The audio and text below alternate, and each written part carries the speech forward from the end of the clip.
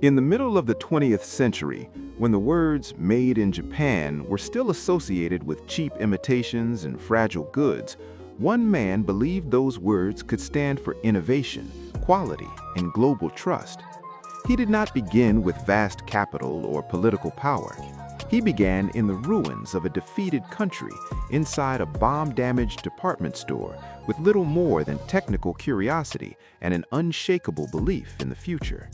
His name was Akio Morita, and through his vision, Japan would change how the world listened to music, watched television, and thought about technology. Akio Morita was born on January 26, 1921, in Nagoya, Japan, into a family with a long tradition in business. For generations, the Morita family had produced sake, soy sauce, and miso paste, and it was expected that Akio would one day inherit the family enterprise.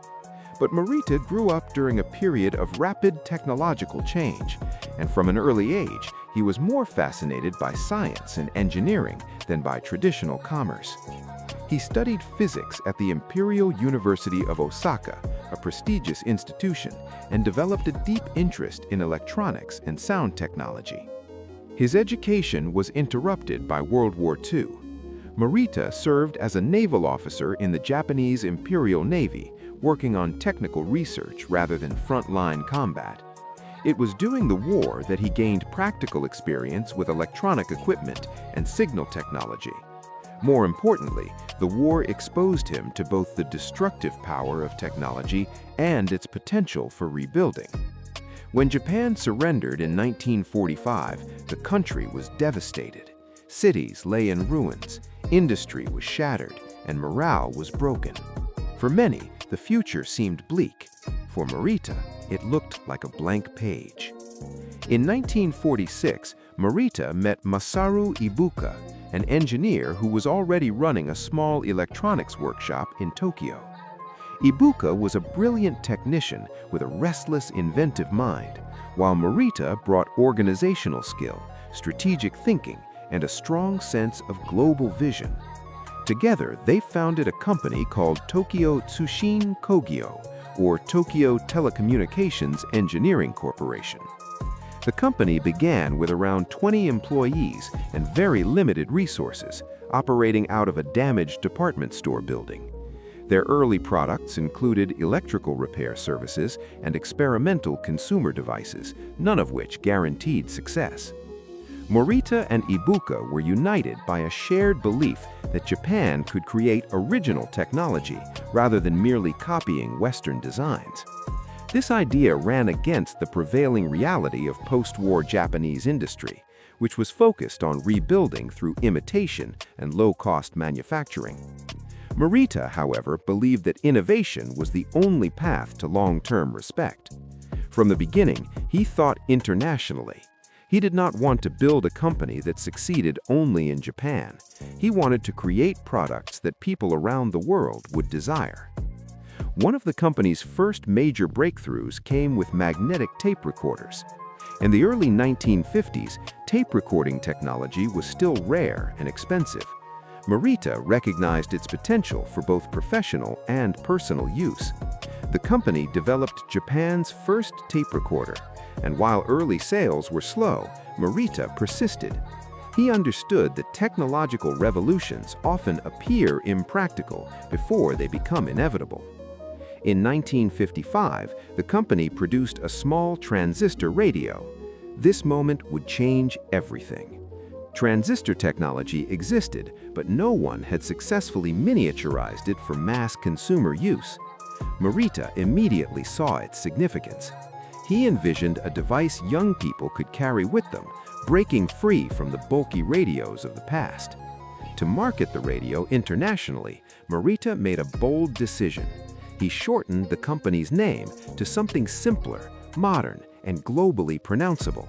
The new name was Sony, derived from the Latin word sonus for sound, and the English slang word sunny, suggesting youth and energy. The transistor radio became a global success. For the first time, people could listen to music wherever they went. Sony products began appearing in the United States and Europe, and the perception of Japanese manufacturing slowly began to change.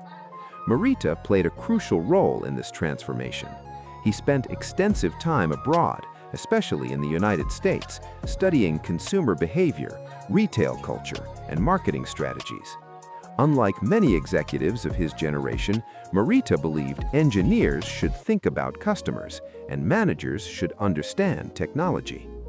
Morita's leadership style was unusual in Japan. He rejected rigid hierarchies and encouraged creativity. He believed that long-term innovation mattered more than short-term profit. This philosophy sometimes put Sony at odds with financial analysts, but it allowed the company to take risks others avoided. One such risk came in the late 1970s with the development of a small, portable cassette player designed for personal listening. When the prototype was introduced internally, many executives were skeptical. The device could not record, only play music, and market research suggested consumers would not want such a product. Morita disagreed. He believed people did not always know what they wanted until they experienced it. In 1979, Sony released the Walkman. It became one of the most iconic consumer products of the 20th century, reshaping how people interacted with music and redefining personal entertainment. Under Morita's leadership, Sony continued to expand beyond electronics into media, film, and music. He understood earlier than most that hardware alone would not define the future. Control over content would be just as important. This insight led Sony to acquire major entertainment assets, a move that was controversial at the time but strategically forward-looking. Morita also served as a cultural bridge between Japan and the West. He wrote and spoke openly about the differences in management philosophy, innovation culture, and national identity. His book, co-written with politician Shintaro Ishihara, titled The Japan That Can Say No, sparked international debate. While controversial, it reflected Morita's belief that Japan should act with confidence on the global stage rather than deference. In his later years, Morita suffered a stroke that gradually reduced his public involvement. He stepped down from active leadership in the early 1990s, leaving behind a company that had become one of the most influential brands in the world. Akio Morita died on October 3, 1999, at the age of 78.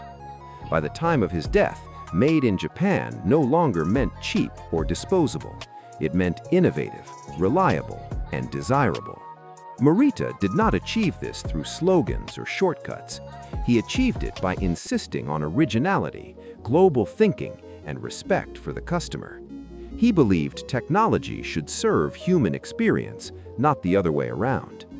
Akio Morita was not just a businessman. He was a strategist, a cultural translator, and a quiet revolutionary. In rebuilding a company, he helped rebuild a nation's confidence. And in changing how the world listened to sound, he helped redefine how technology fits into everyday life.